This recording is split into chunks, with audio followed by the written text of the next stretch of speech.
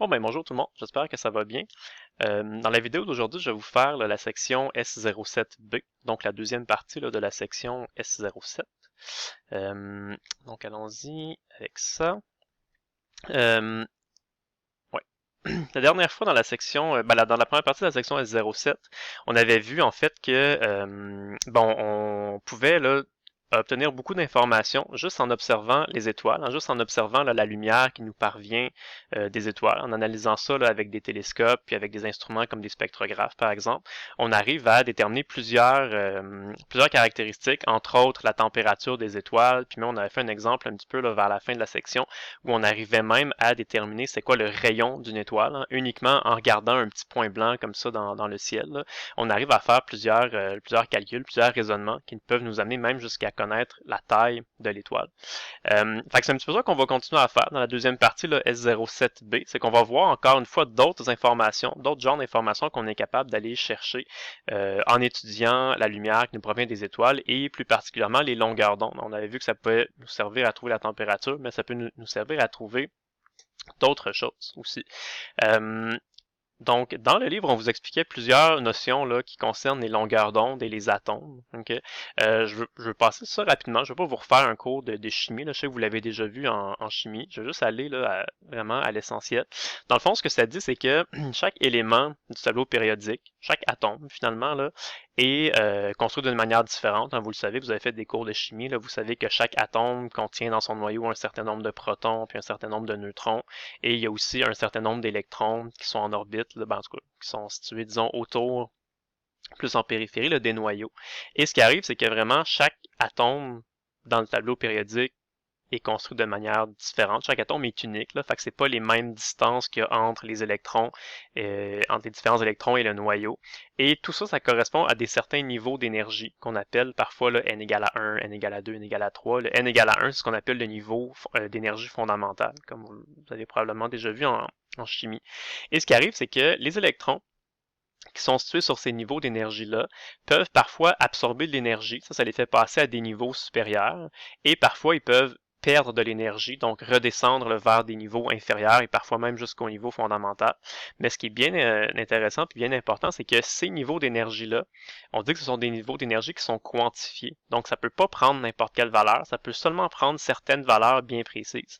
Et ces valeurs-là, ça dépend de la nature de l'atome. Donc, chaque atome dans le tableau périodique a vraiment ses propres niveaux d'énergie qui sont vraiment bien précis et bien particuliers.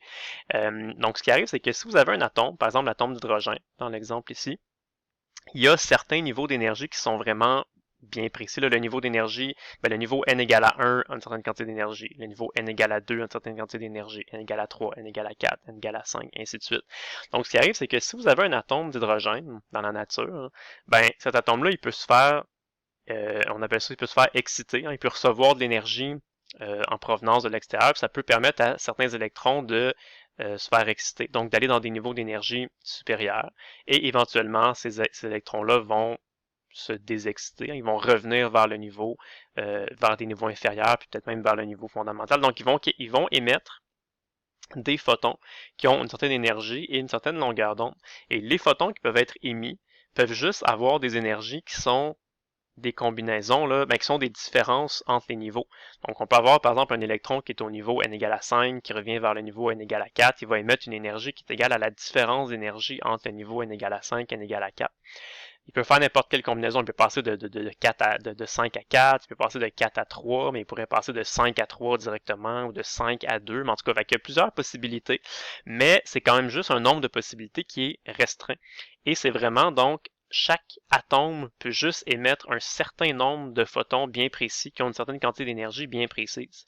On appelle ça les spectres lumineux là, qui sont associés à chaque atome. Donc, par exemple, l'atome d'hydrogène, si on regarde toutes les possibilités qu'il peut faire là, de niveau, là, de passer d'un certain niveau à un certain autre niveau, ça correspond à certaines longueurs d'onde bien précises. Et dans le domaine visible, là, entre 400 nanomètres et 700 nanomètres, il y a juste 4 on appelle ça juste 4 raies d'émission que l'hydrogène peut avoir, et ce sont ces 4 raies-là. Je pense que vous avez déjà fait un laboratoire en chimie qui vous les montrait, là.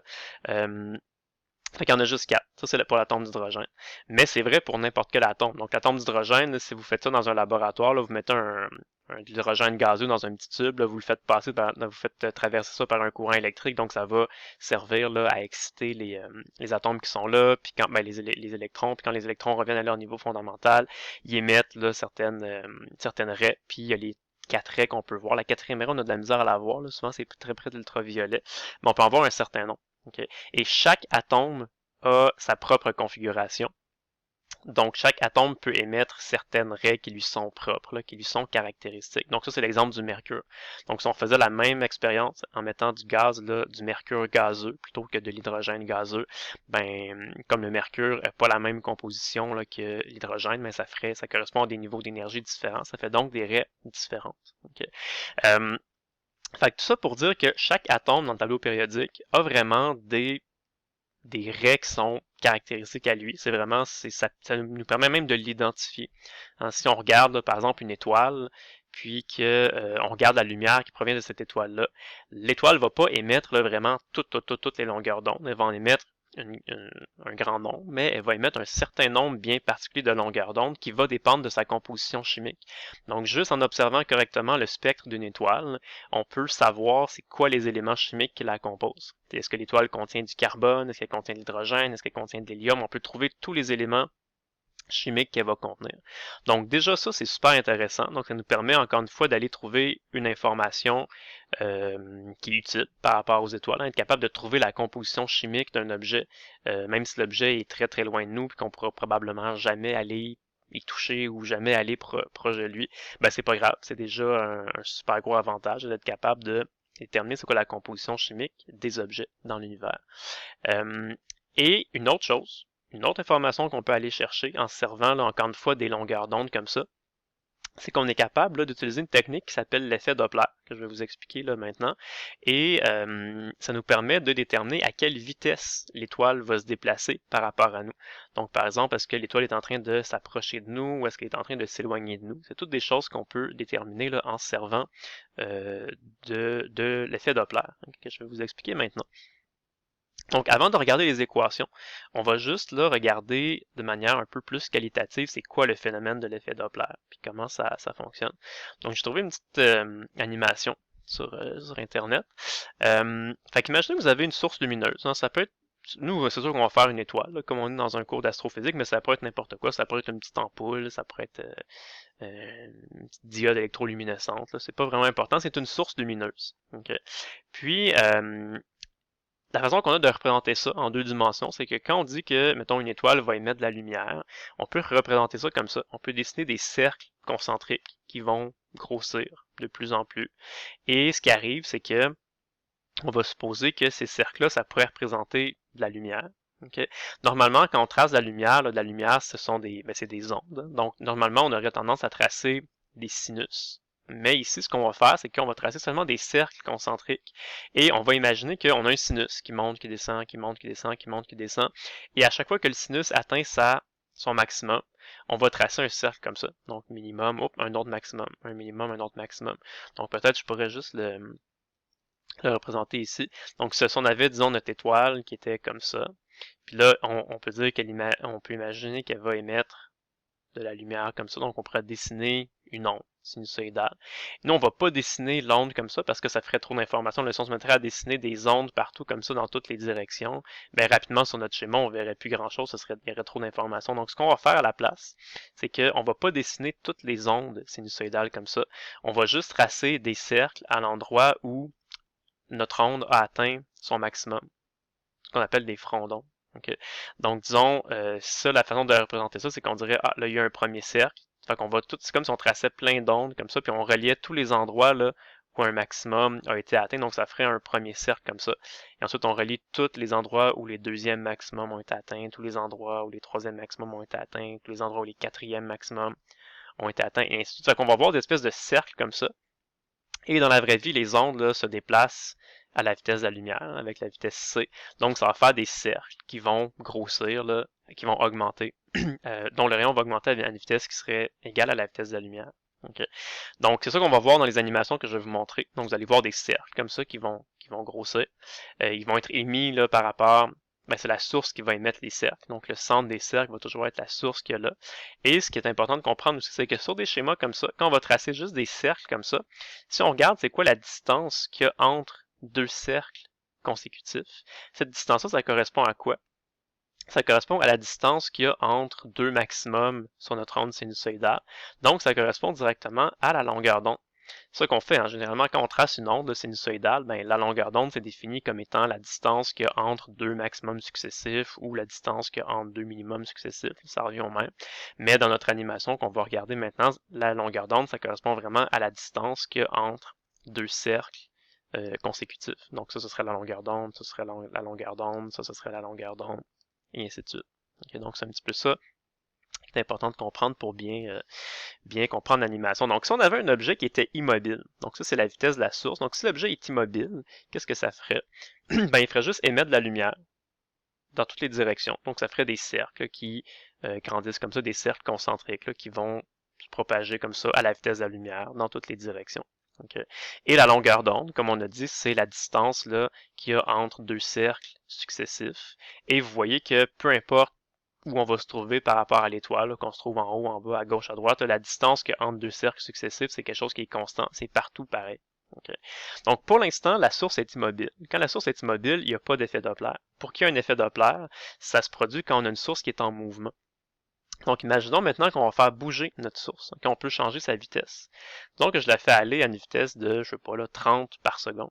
C'est pas vraiment des mètres par seconde. Là. Dans l'animation ici, c'est plus comme des pixels par seconde. OK, mais en tout cas, c'est pas si important que ça. Juste, on lui donne une vitesse vers la droite. Okay. Puis là, on regarde ce qui va arriver. Si on fait jouer l'animation, on va voir que ben, l'étoile, elle émet des ondes lumineuses. Donc, à chaque seconde, là, disons, elle va émettre comme des cercles comme ça qui vont grandir de plus en plus, dont le rayon va augmenter là, à la vitesse de la lumière. Mais là, vous voyez, ce qui se produit, c'est que la source, elle n'est plus immobile. La source, qui est l'étoile, elle-même, elle se déplace là, avec une certaine vitesse vers la droite. Donc, ce qui arrive, c'est que les cercles ne sont pas tous émis à partir du même point. Tu sais, les premiers cercles ont été émis ici, les cercles suivants ont été émis un peu plus loin, puis en fait, vous voyez, à chaque fois que la source là, émet un cercle, ça part tout le temps de l'étoile. Mais l'étoile se déplace de plus en plus vers la droite. Donc ça fait des cercles qui sont émis par des positions qui sont tout le temps de plus en plus vers la droite. Et qu'est-ce que ça donne comme effet si on regarde ça? Là, j'ai fait une pause dans l'animation. Vous voyez, qu'est-ce que ça donne? C'est que là, on a encore des cercles concentriques. Okay?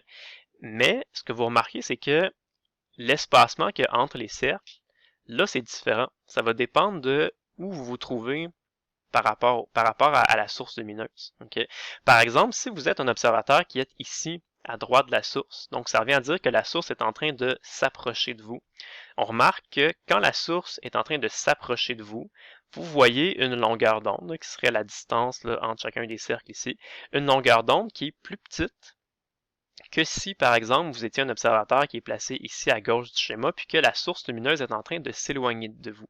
Quand la source s'éloigne de vous, vous allez voir que vous allez observer des longueurs d'onde qui sont plus grandes que d'habitude, alors que si la source s'approche de vous, vous allez voir des longueurs d'onde qui sont plus petites que d'habitude. Donc, c'est ça l'effet Doppler. C'est le fait que la longueur d'onde que vous allez observer quand vous allez regarder une source lumineuse ou une étoile, ben, ça va dépendre de la vitesse de l'étoile. Ça va dépendre si l'étoile est en train de s'approcher de vous ou de s'éloigner de vous. Okay? On va changer la vitesse. Pour voir là, on faisait aller l'étoile à une vitesse de 30. Okay? Faisons-la aller plus rapidement. Si on la fait aller à 60, par exemple, qu'est-ce qui va arriver? Ben, ça va produire le même effet. C'est-à-dire que si l'étoile est en train de s'approcher de vous, vous allez observer des longueurs d'onde qui sont plus petites que d'habitude, alors que si la source est en train de s'éloigner de vous, mettons vous êtes un observateur qui est ici, là, si la source est en train de s'éloigner de vous, vous allez observer des longueurs d'onde qui sont plus grandes que d'habitude. Mais vous voyez, l'effet est beaucoup plus prononcé. Tout à l'heure, on faisait aller la source à une vitesse de 30, là on l'a fait aller à une vitesse de 60, fait que là vous voyez, là, l'effet est beaucoup plus prononcé, donc quand la source s'approche de vous, vous voyez les longueurs d'onde vraiment plus petites que d'habitude, puis quand vous êtes ici puis que la source est en train de s'éloigner de vous, là vous voyez des longueurs d'onde qui sont vraiment plus grandes que d'habitude. Okay. Donc, il y a deux choses qui influencent l'effet Doppler. Il y a la vitesse, il y a la direction par rapport à laquelle la source se déplace par rapport à vous. Donc, est-ce que la source est en train de s'approcher de vous ou est-ce qu'elle est en train de s'éloigner de vous? Ça va avoir un effet. Ça va déterminer si vous voyez des longueurs d'onde plus petites ou plus grandes que d'habitude. Et il y a aussi la vitesse le module de la vitesse de la source. Donc, est-ce que l'objet bouge lentement ou rapidement par rapport à vous? Là, ça va influencer les longueurs d'onde que vous allez observer. Donc, c'est vraiment en étudiant cet effet-là qu'on est capable de trouver les formules qui sont ici. Je vais juste effacer un petit peu pour bien voir là, nos formules. Donc, comment on fait pour mettre ça en formule, l'effet Doppler? C'est qu'on définit un paramètre qui s'appelle delta. Okay. Delta, c'est un rapport, c'est une fraction. C'est le rapport de la longueur d'onde observée divisé par la longueur d'onde normale. Par définition, la longueur d'onde normale est définie quand l'objet est immobile par rapport à vous. Donc, disons que vous êtes dans un laboratoire, un peu comme on avait fait, comme on imagine ici, là, vous avez un élément chimique, vous le placez dans un petit tube comme ça, vous le faites traverser par un courant électrique, et vous allez observer certaines longueurs d'onde, certaines raies d'émission. Et si l'objet est immobile par rapport à vous, les longueurs d'onde que vous allez observer, que vous pourriez mesurer, c'est ça qu'on va appeler les longueurs d'onde normales. Okay. Donc les longueurs d'onde qu'on appelle normales, c'est quand l'objet a une vitesse égale à 0 par rapport à vous. Donc quand l'objet est immobile, il n'est pas en train de s'approcher de vous, il n'est pas en train de s'éloigner de vous. Donc ça, c'est ce qui définit les longueurs d'onde qui sont normales. Okay. Mais maintenant, ce qui va arriver, c'est que dans la vraie vie, quand vous observez une étoile ou une source lumineuse, ça se peut qu'elle soit en train de s'approcher de vous ou s'éloigner de vous à une certaine vitesse. Donc, ce que vous allez observer, ce n'est pas les longueurs d'onde normales. Ce que vous allez observer, c'est ce qu'on appelle tout simplement la longueur d'onde observée, qui risque d'être soit plus grande, soit plus petite que la longueur d'onde normale. Donc, ce qui va arriver, c'est que votre facteur delta ici, il va être différent de 1. Il va être soit plus petit que 1 si votre longueur d'onde observée est plus petite que la longueur d'onde normale, ou il pourrait être plus grand que 1 si votre longueur d'onde observée est plus grande que la longueur d'onde normale. Dans le cas particulier où l'objet est immobile par rapport à vous, donc si la longueur d'onde observée serait exactement égale à la longueur d'onde normale, vous auriez un facteur delta qui est égal à 1. Okay.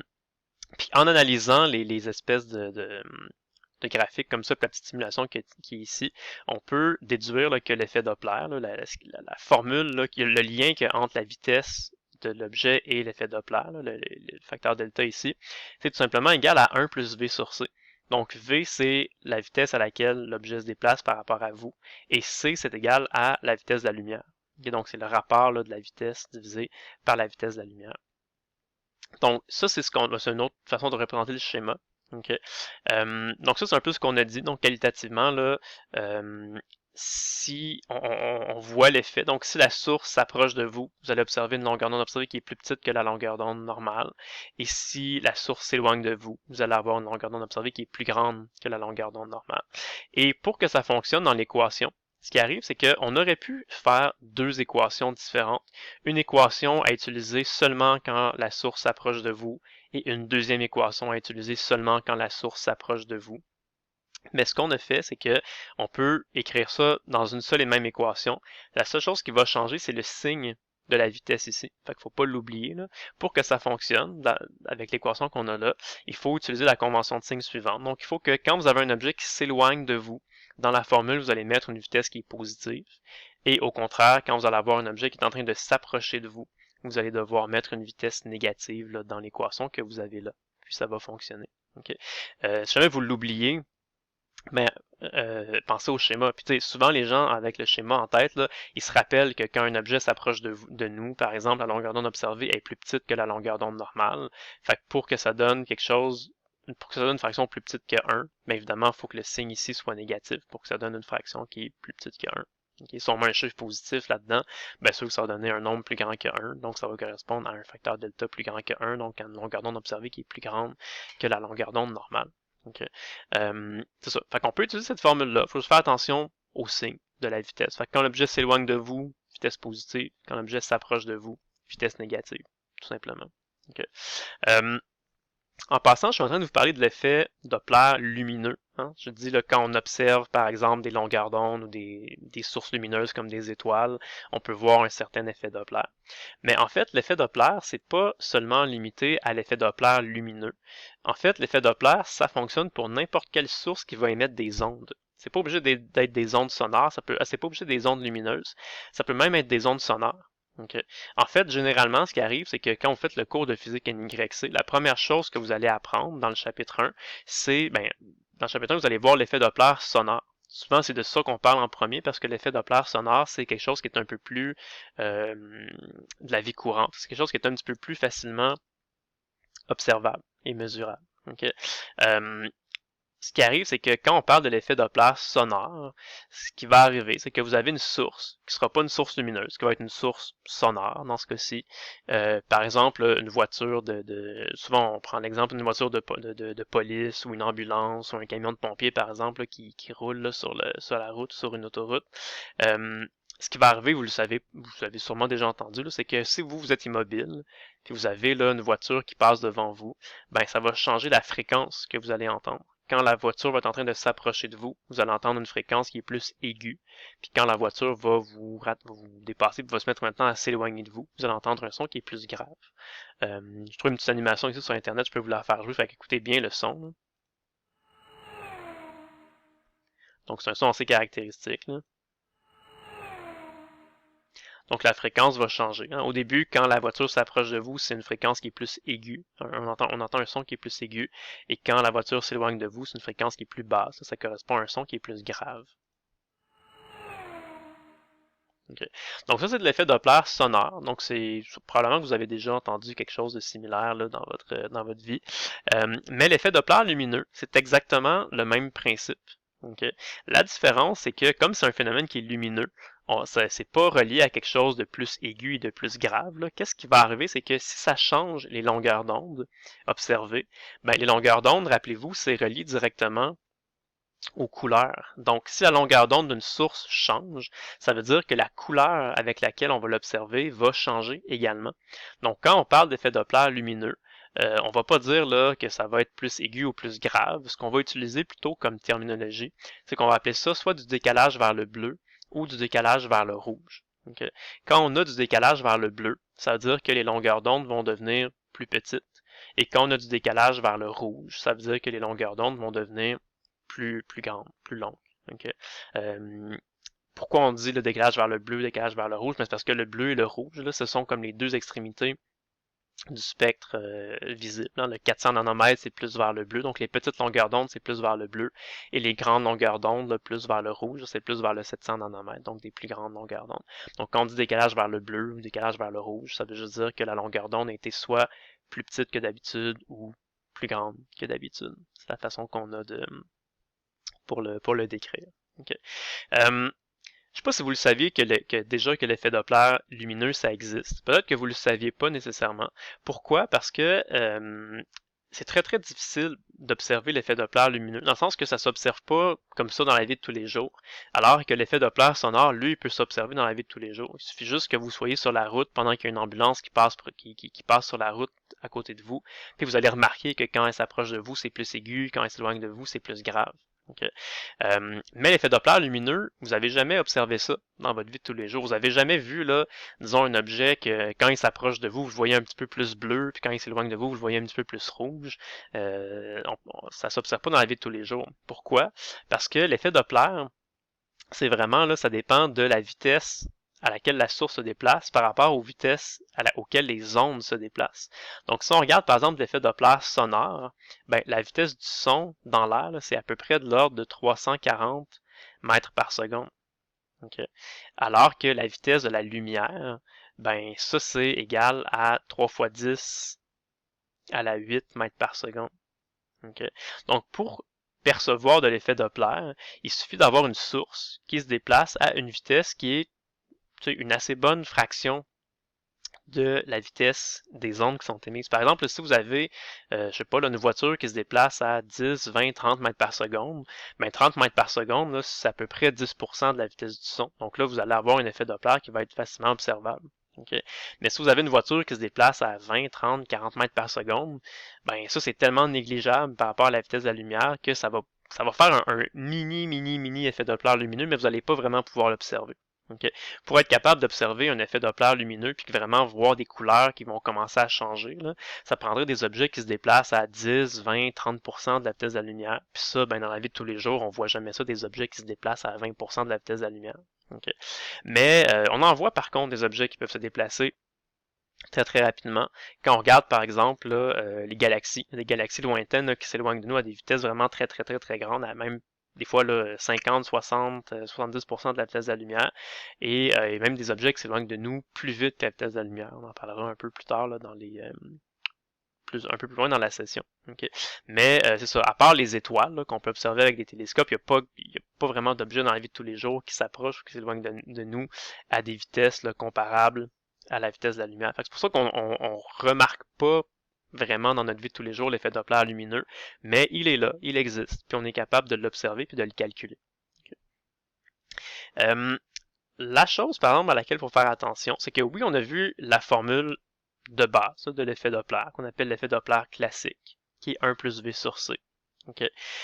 Mais ce qui va arriver, c'est que, comme on a dit ici, l'effet Doppler lumineux, souvent, pour qu'on le perçoive, c'est quand des objets vont se déplacer à une bonne fraction de la vitesse de la lumière. Genre 30, 40, 50% de la vitesse de la lumière, ou même plus vite que ça. Et là, ce qui va arriver, c'est qu'il y a comme un deuxième effet qui va entrer en ligne de compte parce qu'on le sait que d'après la relativité restreinte, quand on a un objet qui se déplace très très rapidement, ce qui va arriver, c'est que le temps, le rythme d'écoulement du temps de cet objet-là va être ralenti. Okay? Et ça va influencer le rythme auquel l'objet va émettre de la lumière et ça va influencer aussi les longueurs d'onde qu'on va percevoir. Okay? Donc, quand vous avez un objet qui se déplace à une une assez bonne fraction de la vitesse de la lumière, là, genre 10, 20, 30, 40% de la vitesse de la lumière ou plus, pour calculer l'effet Doppler, on ne peut pas seulement utiliser l'effet Doppler classique, qui est la formule ici, 1 plus V sur C. Il faut utiliser ce qu'on appelle l'effet Doppler relativiste. Okay? Donc, il tient compte des effets de la relativité puis du fait que le temps ralentit là, quand on a un objet qui se déplace très très très rapidement. Donc, on appelle ça delta DR. Hein? L'effet D, ça veut dire Doppler. R, ça veut dire relativiste. Donc, l'effet Doppler relativiste, comment on le calcule? On calcule l'effet Doppler classique, normal, le 1 plus V sur C, mais il faut multiplier ça par le facteur gamma. Et le facteur gamma, c'est le facteur que vous connaissez là, de la relativité restreinte. C'est 1 sur racine de 1 moins V au carré sur C au carré. Puis V, c'est la vitesse à laquelle l'objet se déplace là, par rapport à vous. Okay. Donc ça va être important de considérer ce facteur-là quand les objets se déplacent à une bonne fraction de la vitesse de la lumière. On va en faire des exemples tout à l'heure, mais je vais juste vous dire là, la formule qui est ici. Et donc finalement, il y a une dernière chose qui peut produire de l'effet Doppler, si vous voulez, ou qui peut changer les longueurs d'onde qu'on va observer. C'est, comme on dit, le rythme. Si le temps ralentit, ça va changer les longueurs d'onde qu'on va observer. Qu'est-ce qui peut changer le rythme d'écoulement du temps? Il y a deux choses. Hein. Il y a la relativité restreinte, puis il y a la relativité générale. On en avait déjà parlé à la section S06. La relativité restreinte, c'est quand vous avez un objet qui se déplace très très rapidement. Plus l'objet se déplace rapidement, plus que son temps est ralenti. Et il y a une autre chose qui peut changer le rythme d'écoulement du temps, c'est la courbure de l'espace-temps. C'est la relativité générale. On en avait déjà discuté, on avait dit que quand vous avez un objet qui est très très très massif, ça va courber l'espace-temps. Et quand l'espace-temps est courbé, là, un des effets qui va se produire, c'est que le temps va être ralenti. Et si vous avez un objet qui se trouve dans un endroit où le temps est ralenti, si cet objet-là émet de la lumière, comme il va émettre de la lumière de manière ralentie, ça va influencer les longueurs d'onde que vous allez observer et ça va produire un effet qui est dans le fond similaire à l'effet Doppler. On appelle ça l'effet Doppler gravitationnel. Donc on l'écrit comme ça. L'effet D, c'est le delta là, pour l'effet Doppler. Donc l'effet Doppler indice grave là, pour gravitationnel. Et lui, il se calcule comment? Il se calcule tout simplement en calculant l'effet de ralentissement du temps gravitationnel, donc le gamma gravitationnel, là, qui est, rappelez-vous, égal là, à 1 sur racine de 1 moins v carré sur c carré. Mais la vitesse qu'on met ici, c'est pas une vitesse de déplacement, c'est la vitesse de libération. Donc 1 sur racine de 1 moins la vitesse de libération au carré sur c au carré. Ça nous donne ça nous donne le facteur gamma gravitationnel. Le facteur gamma gravitationnel, ça nous dit de combien de fois le temps est ralenti. C'est exactement ce même facteur-là qui va correspondre à l'effet Doppler gravitationnel qu'on va observer. Okay. Je vais juste vous expliquer, j'ai fait une petite animation pour vous expliquer pourquoi les deux facteurs sont exactement, c'est la même chose les deux. Okay. Prenons une petite situation assez imagée, là, assez bien illustrée. Je vais changer la couleur. Ok. Fait qu'imaginez que nous, on est sur la planète Terre. on est des observateurs, on est sur la planète Terre. On va supposer qu'on a un facteur gamma gravitationnel qui est à peu près égal à 1. Okay? Comme j'avais discuté dans la section S06, c'est pas tout à fait vrai, là, parce que pour le vrai, la Terre, c'est un objet massif qui courbe un petit peu l'espace-temps, mais vraiment pas beaucoup. Là. Pour vrai, le facteur gamma gravitationnel à la surface de la Terre, c'est genre 1.000001. On va supposer que c'est égal à 1. Fait qu'imaginons que sur la Terre, le temps s'écoule normalement. Okay? À un rythme normal. Il n'est pas ralenti, il s'écoule normalement. Et imaginez qu'on a un petit appareil dans l'espace, okay, qui est situé là, il peut être situé très loin de la Terre, mais imaginons qu'il est situé loin de tout objet massif, fait qu'il n'est pas à la surface d'une planète, il n'est pas proche d'une étoile à neutrons, il n'est pas proche d'un objet qui court beaucoup l'espace-temps. Okay, fait que lui aussi, il se trouve vraiment à un endroit où le facteur gamma gravitationnel est égal à 1. Donc, il n'est pas dans un endroit où l'espace-temps est courbé. Donc, on peut supposer qu'il émet la lumière à un rythme normal. Okay. Puis juste pour avoir une espèce de représentation de comment il fonctionne. Imaginons que ce petit appareil-là, il y a une petite horloge interne, une petite aiguille là, comme ça qui va tourner. Puis à chaque fois que l'aiguille arrive complètement en haut, ça ici on peut imaginer que c'est une petite, je sais pas, une petite ampoule, mettons, puis à chaque fois que la petite aiguille arrive en haut, ça va faire un petit flash lumineux, ça va émettre, disons, un photon, qui est représenté par les petites boules que vous voyez ici. Fait que vous voyez, c'est ça qui arrive. À chaque fois que la petite aiguille arrive exactement en haut, il y a une petite boule qui est émise, donc un petit photon qui est émis. Ce petit photon-là va voyager jusque sur la Terre en allant à la vitesse de la lumière. Puis quand ça arrive sur la Terre, ça peut être capté par un observateur. Fait que soit nous, avec nos yeux qui l'observons, ça peut rentrer dans un télescope qui va analyser la lumière, mais peu importe, c'est un observateur. Okay. Dans cette petite animation-là, j'ai représenté là, les photons par des petites boules comme ça, comme si c'était des petites particules de lumière, des petits photons. Mais une autre représentation qu'on pourrait faire, c'est qu'on pourrait plutôt dessiner une onde sinusoïdale là, qui correspond à l'onde lumineuse là, qui est émise par la source ici, puis qui arrive jusque sur la planète Terre. Et dans cette représentation-là, on pourrait calculer par exemple la longueur d'onde. La longueur d'onde, ce serait la distance qu'il y a entre deux pics. On pourrait supposer qu'à chaque photon, c'est comme un pic. C'est juste une représentation qu'on peut faire. Et ça se déplace à la vitesse de la lumière. Là. Ça arrive jusque sur la planète Terre. Okay. Fait qu'avec cette analogie-là, vous allez bien comprendre qu'est-ce qui arrive si maintenant on a une situation où notre source lumineuse ici n'est pas à un endroit où le facteur gamma gravitationnel est égal à 1. Imaginons que cette source lumineuse-là, la petite machine qui émet des photons, imaginons qu'elle se trouve à la surface d'un objet. Ça pourrait être une étoile à neutrons, par exemple, un objet qui est quand même assez massif et qui va courber beaucoup l'espace-temps. Donc, imaginons qu'à la surface de cet objet-là, le facteur gamma gravitationnel est égal à 2. Donc ça, ce que ça veut dire, c'est que l'objet ici là, va courber l'espace-temps d'une manière à ce que à sa surface, le temps s'écoule 2 fois plus lentement que d'habitude. Donc le temps est ralenti par un facteur 2. On peut dire que le facteur gamma gravitationnel est égal à 2. C'est exactement la même chose. Okay. Donc là, ce qui arrive ici, c'est que la petite machine qui émet les photons, ben, est ralentie d'un facteur 2.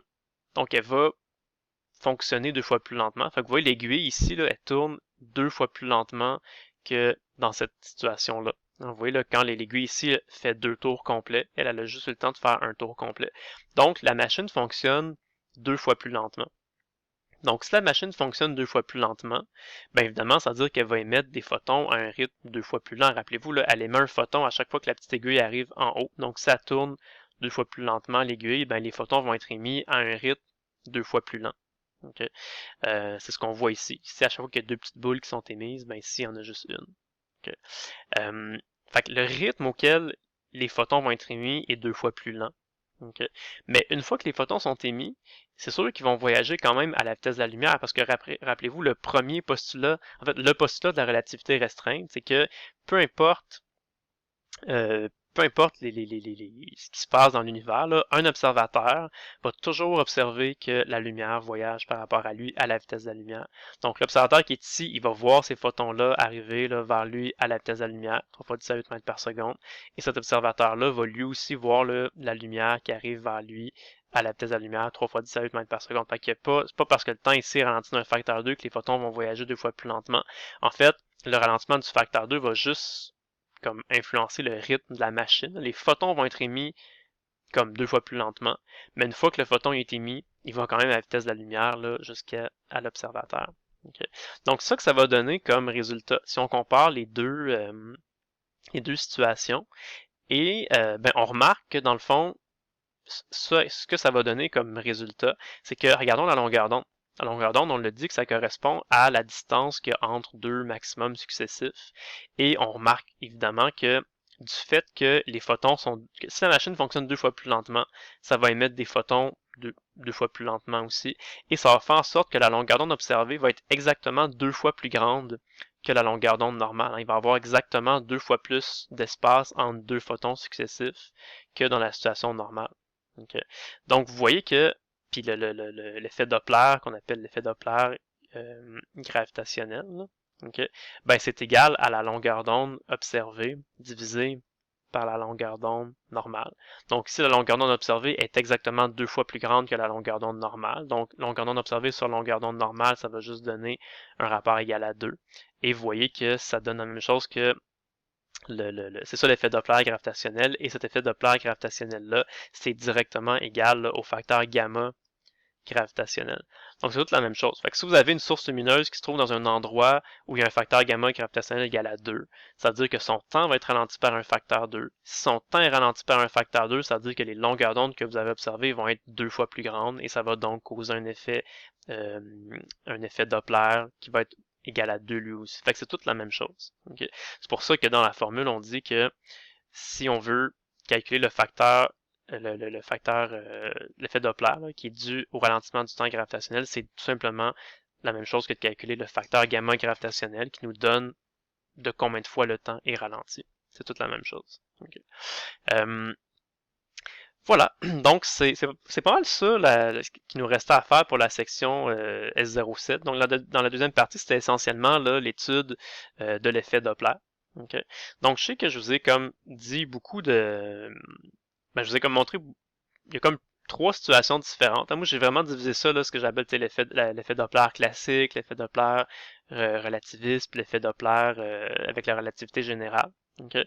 Donc c'est sûr que quand on regarde ça, ça a l'air d'être vraiment comme trois phénomènes complètement différents.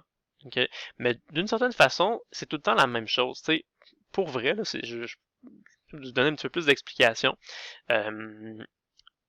Je veux pas comme vous mélanger, là. Vous pouvez juste apprendre ces 3 affaires-là par cœur, puis dire, ok, moi, là, quand je fais mes calculs, je regarde la situation, je suis capable de savoir si je suis dans un effet Doppler classique, si je suis dans un effet Doppler relativiste, je vais calculer comme ça, si je suis dans un effet Doppler là, qui est dû à la relativité générale, je vais utiliser cette formule-là, puis ça va fonctionner, puis oui, c'est vrai que ça va fonctionner. Okay? Mais pour vrai, je vais vous en dire un peu plus d'informations. En fait, là, ce qui arrive, c'est que dès que vous avez un effet Doppler qui survient dans l'univers, l'effet Doppler, ça va toujours être calculé avec cette équation-là. L'effet Doppler, c'est toujours égal au rapport qu'il y a entre la longueur d'onde observée et la longueur d'onde normale. Okay? Maintenant, comment on fait pour calculer cet effet Doppler-là, le facteur delta? Comment on fait pour le calculer? Là, ça dépend de qu'est-ce qui a causé l'effet Doppler. Soit c'est juste l'effet Doppler classique ou relativiste ou relativité générale.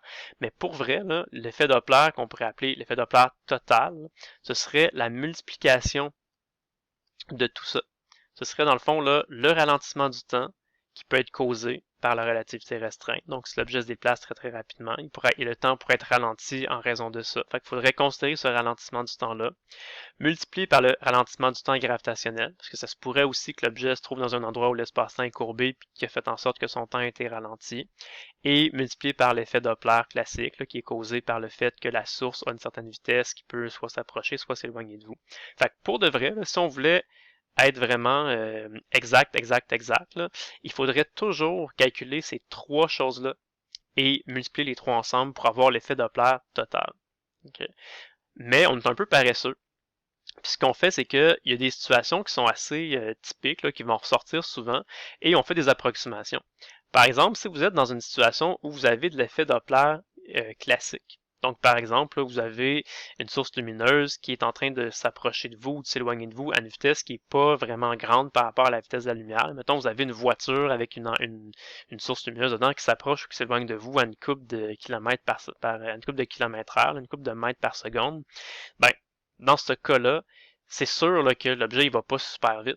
Fait que, le facteur gamma, on pourrait bien le calculer si on voulait, on sait que quand la vitesse est faible, ça va donner un facteur gamma qui est pratiquement égal à 1. Ça va donner le 1.000000001. Fait que ça vaut comme pas vraiment la peine de le calculer. Fait que si vous avez un objet qui se déplace pas très rapidement, on va supposer que le facteur gamma, là, relié de la relativité restreinte, c'est juste à peu près égal à 1. Si votre truc, mettons, c'est un objet qui est à la surface de la Terre, ben, il n'y aura pas de facteur gamma gravitationnel. Le temps ne sera pas ralenti par la courbure de l'espace-temps, fait que ça aussi, ça va être à peu près égal à 1. Et l'effet Doppler classique, lui, va falloir le calculer parce que la source va avoir une vitesse qui va soit s'approcher, soit s'éloigner de vous. Fait que vous voyez, quand dans la situation classique, oui, pour vrai, il faudrait calculer tout ça, mais on le sait que dans la situation classique, là, les deux termes gamma vont être à peu près égal à 1. C'est pour ça qu'on dit que quand vous êtes en physique classique, là, quand vous avez un objet qui se déplace pas trop rapidement par rapport à vous, vous pouvez seulement calculer ça ici comme effet Doppler, puis ça va être correct, ça va donner la bonne réponse. Okay. Quand vous avez un objet qui s'approche ou qui s'éloigne de vous, mais à une grande vitesse, admettons là, 40, 50, 60% de la vitesse de la lumière, là vous êtes dans un cas où vous allez avoir un effet Doppler relativiste parce que la relativité restreinte va avoir un effet. Donc là, c'est pas vrai là, que le facteur gamma ici va être à peu près égal à 1. Le facteur gamma va être égal à quelque chose que vous allez devoir calculer. Donc vous allez vraiment devoir faire ce calcul-là. Okay? Il va y avoir un certain ralentissement du temps causé par le fait que l'objet se déplace rapidement. Mais si c'est, mettons, un vaisseau spatial qui se promène dans l'espace, ben s'il n'est pas proche d'un trou noir ou d'une étoile à neutrons, quelque chose comme ça, son espace-temps ne sera pas vraiment courbé. Donc le facteur gamma gravitationnel va être à peu près égal à 1. Okay. Puis l'effet Doppler classique, ben lui, il faut le calculer. Donc ce qu'on va se retrouver à calculer, c'est juste gamma fois l'effet Doppler classique. Et justement, c'est ça qu'on vous dit. On vous dit quand vous êtes là, dans un cas où il y a de la relativité restreinte, comment vous devez calculer votre facteur gamma, mais vous devez le calculer comme ça. On appelle ça l'effet Doppler relativiste. C'est gamma fois l'effet Doppler classique. Okay. Et dernière situation, c'est si vous avez un truc de relativité générale. Donc ça, typiquement, ce qui arrive, c'est que vous avez un objet qui est immobile à la surface d'un objet qui est très massif, donc ça va courber beaucoup l'espace-temps. Donc ça va occasionner là, un ralentissement du temps gravitationnel. Fait que dans cette situation-là, si votre objet est pratiquement immobile, ben ça vaut même pas la peine de calculer le facteur de ralentissement de la relativité restreinte, parce que si l'objet est presque immobile, son facteur gamma va être à peu près égal à 1. Puis justement, si l'objet est immobile, ben sa vitesse va être égale à 0. Il ne sera pas en train de s'approcher ni de s'éloigner de vous. Fait que si la vitesse est 0 ici, le facteur delta classique vaut à peu près égal à 1. Donc la seule chose qui va être importante de calculer quand vous êtes dans un cas là, de relativité générale, ben votre facteur delta ici, ça va être juste le facteur gamma gravitationnel. C'est ça qu'on dit ici. On dit quand vous avez un cas d'un effet Doppler qui est dû au ralentissement du temps gravitationnel, votre facteur delta, vous le calculez juste en utilisant le facteur gamma gravitationnel. Okay. Fait que, c'est sûr que je vais vous montrer. Fait que oui, on peut voir ça comme étant trois cas différents, avec trois formules différentes à utiliser dans chaque cas.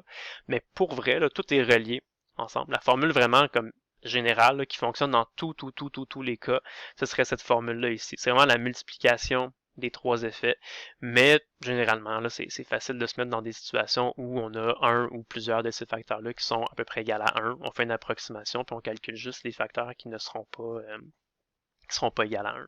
Okay. Voilà, fait que c'est à peu près ça que je voulais vous dire. Puis juste en terminant, je vais faire avec vous là l'exercice supplémentaire qui est sur mon site web. Vous pourrez aller télécharger, c'est dans la section astronomie et astrophysique. Ça s'appelle l'exercice section S07. C'est juste pour se pratiquer un peu justement à faire des exemples comme ça d'effets Doppler, puis de savoir un peu quelle formule il faut utiliser. Vous allez voir, là, souvent, c'est quand même assez intuitif, là, quelle formule il faut utiliser. J'ai préparé 4 cas pour vous, fait qu'il y a 4 lettres, A, B, C, D. Je vous ai remontré encore là, ce petit tableau-là. Puis là, c'est peut-être un petit peu petit, là, mais c'est pas grave. Là. Je vais juste peut-être mettre mon crayon en rouge, là, vu que c'est comme la solution. Ouais, comme ça. OK. Donc la situation de base, c'est que vous êtes immobile dans l'espace, loin de tout corps massif. Une source lumineuse émet de la lumière verte. Donc elle émet là, une longueur d'onde normale de 500 nanomètres. Moi, ce que je demande, c'est pour chacune des situations suivantes, calculer la valeur du décalage Doppler, donc le delta, la longueur d'onde observée, et dites la lumière observée est décalée vers le rouge ou vers le bleu. Donc moi, je vais surtout calculer les deltas avec vous. Une fois que le delta est calculé, vous pouvez aller isoler la longueur d'onde observée. Ça va être facile. C'est vraiment le delta qui est plus difficile à calculer. Fait qu'il y a quatre sous-questions, A, B, C et D. Donc la sous-question A, on dit la source lumineuse est dans l'espace et s'éloigne de vous à une vitesse de 600 km par seconde. Okay. Donc 600 km par seconde, c'est pas vraiment beaucoup comparativement à la vitesse de la lumière, parce que la vitesse de la lumière, là, je peux l'écrire ici, on sait que c'est 3 fois 10 à la 8 mètres par seconde. Mais si on l'écrit en kilomètres par seconde, là, ça c'est égal à 300 000 km par seconde. Okay. Fait que si vous avez un objet qui se déplace à 600 km par seconde, c'est sûr que pour nous, on trouve ça rapide. Là. Wow, un objet là, qui à chaque seconde, il se déplace de 600 km, wow, il est rapide. Okay? Mais comparativement à la vitesse de la lumière, qui est 300 000 km par seconde, 600 km par seconde, c'est pas vraiment rapide. Okay? Fait qu'on n'est pas dans un cas de relativité restreinte. Okay? C'est pas comme si on avait un objet qui se déplaçait à 50% de la vitesse de la lumière ou quelque chose comme ça. Donc on est juste dans un cas où c'est de la physique classique. Donc un objet qui se déplace pas trop rapidement là, par rapport à la vitesse de la lumière. Donc, comment on va le calculer, l'effet Doppler dans ce cas-là? Ben, notre effet Doppler, ça va juste être l'effet Doppler classique, hein, qu'on appelle là, delta D. Fait que c'est juste 1 plus V sur C. Donc, 1 plus notre vitesse, qui est 600 km par seconde. Donc, 600 km par seconde, divisé par la vitesse de la lumière. C'est 1 plus V sur C. La vitesse de la lumière, là, c'est 300 000 km par seconde. Les kilomètres par seconde vont s'annuler. Fait que ça va nous donner un facteur delta. Et si on le calcule, ça va nous donner un delta qui est égal à 1.002. Donc si notre facteur delta est un petit peu plus grand que 1, ça va faire une longueur d'onde observée qui est un petit peu plus grande que la longueur d'onde normale. Donc la longueur d'onde observée va être un petit peu plus grande que 500 nanomètres. Là, vous voyez dans la réponse, c'est 501 nanomètres. Et comme la longueur d'onde observée est plus grande que la longueur d'onde normale, on va dire que c'est un décalage qui est vers le rouge. Quand les longueurs d'onde sont plus grandes que d'habitude, c'est vers le rouge. Quand les longueurs d'onde observées sont plus courtes que d'habitude, c'est décalage vers le bleu. Okay. Donc, c'est ça. Fait que pour la question A, c'est ça. Pour la question B, on dit, si vous avez une source lumineuse qui est dans l'espace et qui s'approche de vous à 600 km par seconde, fait que c'est presque le même problème, juste que ici, la source, elle s'éloignait de nous à 600 km par seconde, et ici, la source s'approche de nous à 600 km par seconde. Fait que qu'est-ce que ça va changer? C'est juste le signe ici. Rappelez-vous, dans la formule ici là, de l'effet Doppler classique, on avait dit c'est 1 plus V sur C, mais la vitesse, elle peut être parfois positive, parfois négative. Quand l'objet s'éloigne de vous, c'est une vitesse positive. Quand l'objet s'approche de vous, c'est une vitesse négative. Donc dans ce cas-ci, il ne faut juste pas oublier notre signe. On va dire que notre facteur delta, ça va être juste l'effet Doppler classique. Fait que ça va être 1 plus V sur C, mais le signe de la vitesse, on va le mettre négatif. Donc on dit que c'est moins 600 km par seconde divisé par 300 000 km par seconde. Et ça, si on fait le calcul, ça va nous donner un facteur delta qui est un petit peu plus petit que 1. Ça va être égal à 0.998. Okay. Fait que si on a un facteur delta qui est plus petit que 1, ça va donc faire une longueur d'onde observée qui est un petit peu plus petite que la longueur d'onde normale. Dans la réponse, vous voyez, c'est une longueur d'onde observée de 499 nanomètres. Donc dans ce cas-ci, ce serait un décalage qui est vers le bleu. Et ça respecte ce qu'on avait dit tout à l'heure. On avait dit que quand une source lumineuse s'éloigne de vous, vous allez voir des longueurs d'onde observées plus grandes que la longueur d'onde normale. Puis si la source s'approche de vous, longueur d'onde observée plus petite que la longueur d'onde normale. Donc tout fonctionne bien. Au numéro C, on vous dit si vous avez une source lumineuse qui est dans l'espace, qui s'approche de vous à la moitié de la vitesse de la lumière, ben là, si l'objet va à la moitié de la vitesse de la lumière, la moitié de la vitesse de la lumière, c'est 50% de la vitesse de la lumière. Donc là, c'est un objet qui se déplace vraiment rapidement. Donc là, ça veut dire que non seulement il va avoir de l'effet Doppler classique, là, parce que bon, là, vous avez un objet qui se déplace par rapport à vous, mais en plus, là, étant donné qu'il va à la moitié de la vitesse de la lumière, il va avoir du ralentissement du temps causé par la relativité restreinte. Donc là, on est vraiment dans un cas, ici, là, il faut calculer l'effet Doppler relativiste. Okay. Donc l'effet Doppler qu'on doit calculer, c'est l'effet Doppler relativiste. Et pour le calculer, c'est le facteur gamma de la relativité restreinte multiplié par l'effet Doppler classique. Okay. Donc on a comme deux choses à calculer. Premièrement, faut calculer le facteur gamma de la relativité restreinte.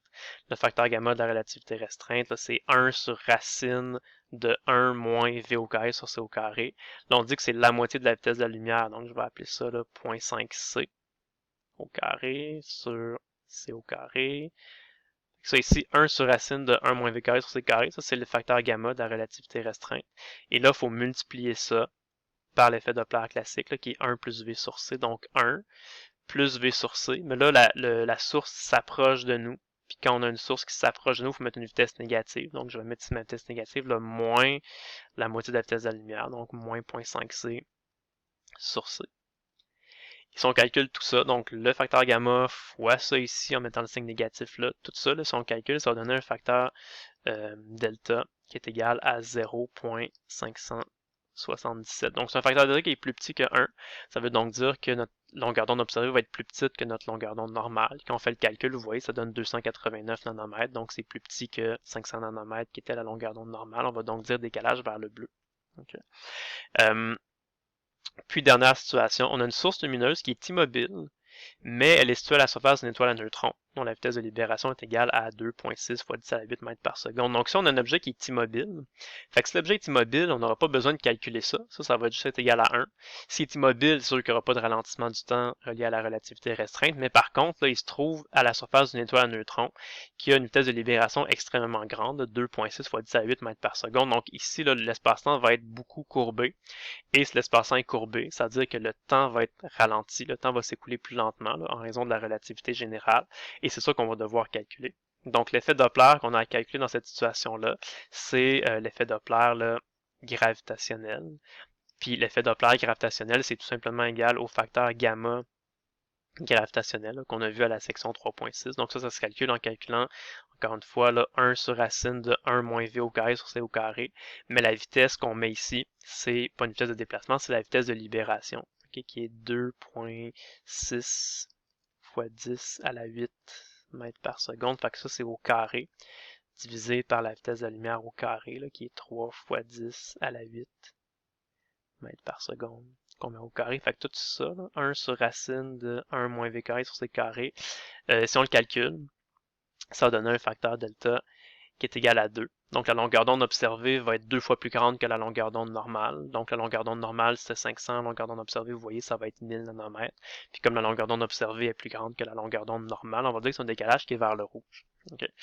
Donc ça, fait, vous voyez que ça va être quand même assez simple là, en lisant la question de savoir tout de suite dans quel cas vous vous trouvez. Juste en lisant la question, vous allez être capable de dire « Ah oui, ok, ça c'est juste de la physique classique normale, c'est un objet qui va pas trop vite » ou « Ah, là ça c'est un objet qui va à 50% de la vitesse de la lumière, il faut que je fasse là, la formule avec la relativité restreinte. » Ou l'autre cas, c'est facile à repérer aussi, c'est un objet qui est immobile, puis qui est, mettons, près d'un trou noir ou près d'une étoile à neutrons, quelque chose comme ça, un objet qui va vraiment courber beaucoup l'espace-temps. Et là, on utilise là, le facteur gamma gravitationnel. Okay. Remarquez que quand j'ai fait les calculs ici, vous voyez que, dans le fond, les unités qu'on utilise pour les vitesses, là, c'est pas important. La formule ici, c'est juste un rapport. C'est 1 plus V sur C. Fait que votre vitesse, puis la vitesse de la lumière, vous n'êtes pas obligé de les mettre en mètres par seconde. Vous pouvez les mettre dans n'importe quelle unité. Mais ce qui est important, c'est que les deux unités que vous utilisiez pour la vitesse et pour la vitesse de la lumière soient les mêmes unités. Puis les unités vont s'annuler, ça va juste donner un rapport. Donc vous voyez par exemple pour les deux premiers exemples, comme la vitesse était donnée en kilomètres par seconde, ben moi j'ai écrit les vitesses en kilomètres par seconde directement. J'ai écrit 600 km par seconde, puis la vitesse de la lumière c'est 300 000 km par seconde. Les kilomètres par seconde vont juste s'annuler et ça va juste faire un rapport, donc ça va être correct. Okay. Pour la question numéro C, c'était la moitié de la vitesse de la lumière. Fait que moi, j'ai appelé ça 0.5C. La vitesse de la lumière, je l'ai appelé juste C. Donc là, pour vrai, quand on va le faire, là, ça va faire 0.25 C carré sur C carré. Les C carrés vont s'annuler. Fait que ça va être plus facile à calculer comme ça. Ici, il y a la même chose. Les C vont juste s'annuler. Et ici, en bas, comme la vitesse était donnée en mètres par seconde, mais là, vous voyez, je l'ai écrite en mètres par seconde. Ma vitesse, j'ai dit que c'était 2.6 fois 10 à la 8. Puis la vitesse de la lumière, ben, j'ai écrit 3 fois 10 à la 8. Okay. Fait que c'est ça, c'est pas vraiment important quelles unités vous allez choisir. Ce qui est important, c'est que arrangez-vous pour que les unités de votre vitesse et de la vitesse de la lumière soient dans les mêmes unités. Fait que ça, vous mettez tout en kilomètres par seconde, tout en fraction de C ou tout en mètres par seconde, mais vous pouvez pas, c'est ça. Il faut que les deux vitesses soient dans les mêmes unités. Si vous faites ça, les unités vont s'annuler, ça va juste donner un rapport, puis ça va fonctionner.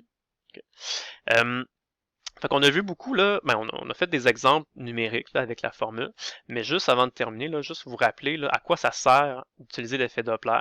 Ben, rappelez-vous, on est en train de discuter là, de toutes les informations qu'on est capable d'aller obtenir en observant la lumière.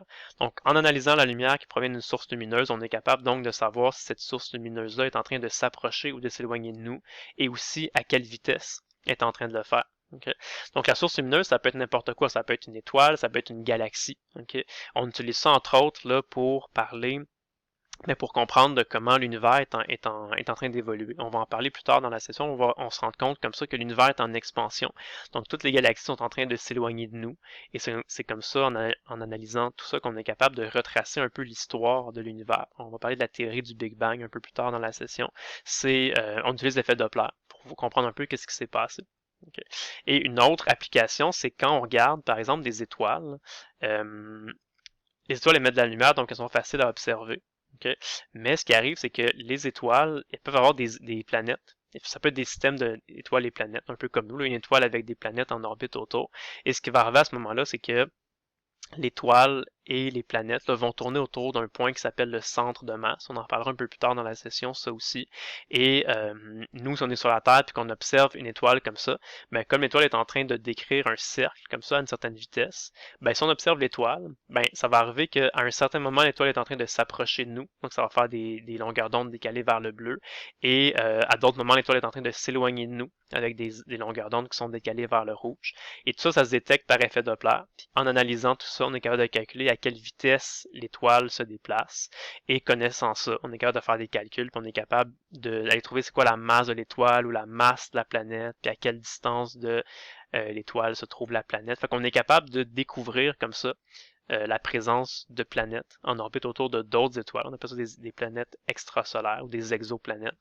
Fait que tout ça, c'est une autre chose qu'on peut faire là, en utilisant l'effet Doppler. Donc, c'est ça. C'est juste pour vous dire qu'il y a beaucoup d'applications pour l'effet Doppler et pour les autres exemples qu'on a vus aussi là, au début là, de la section S07. Donc, l'idée de base là, de la section S07, c'est vraiment que la lumière contient beaucoup d'informations. Puis, en analysant comme ça la lumière qui est émise là, par les étoiles, par les galaxies, puis par les nébuleuses ou les autres objets lumineux, on est capable d'aller obtenir là, beaucoup d'informations. Puis, c'est comme ça qu'on est capable de dresser un peu un portrait de ce qui se passe autour de nous, dans notre galaxie, dans notre univers, puis de comprendre un peu comment les choses évoluent, puis comment c'est ça, l'évolution des différents objets, puis comment l'univers est apparu, qu'est-ce qui va arriver plus tard dans le futur, et ainsi de suite. Donc voilà, fait que c'est ça pour la section S07. Donc je vous souhaite une bonne journée et à la prochaine!